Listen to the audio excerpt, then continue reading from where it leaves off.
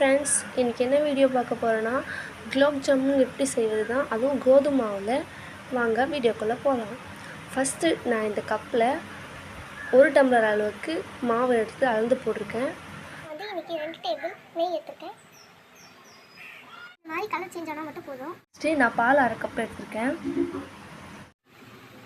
இந்த மாதிரி இலகை பிசைஞ்சு வைக்கணும், இப்போ தான் குலோப் ஜாமுன் வரும்.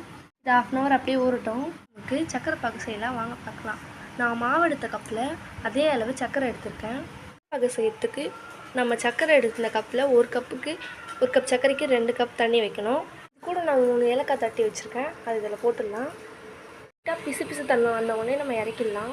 அதான் ஃப்ரெண்ட்ஸ், குலோப் ஜாமுன் உருண்டை பிடிச்சாச்சு. இதை போட்டு பொரிச்சு எடுத்துடலாம். வாங்க உருண்டைகள் போட்டுடலாம். மீடியம் சைஸ்லேயே வச்சு வேக விட்டுக்கலாம். நீங்களே பார்க்குறீங்க எவ்வளோ கலர் சேஞ்ச் ஆகி எவ்வளோ அழகாக வந்துருக்கு பாருங்கள். இதை சீனி பாக்கில் சூடாக இருக்கும் போதே உள்ளே சேர்த்துடலாம். நார்மலாக குலோப் ஜாமுன் வெளியே ஊற வைக்கிறதோட ஃப்ரிட்ஜில் ஊற வச்சா டேஸ்ட் நல்லாயிருக்கும். ஓகே ஃப்ரெண்ட்ஸ், 1 மணி நேரம் ஆயிடுச்சு. இப்போ குலோப் ஜாமுன் எப்படி இருக்குன்னு பார்க்கலாம். இங்கே பாருங்கள் ஃப்ரெண்ட்ஸ், எவ்வளோ ஜூஸியாக வந்திருக்கு நம்ம குலோப் ஜாமுன்.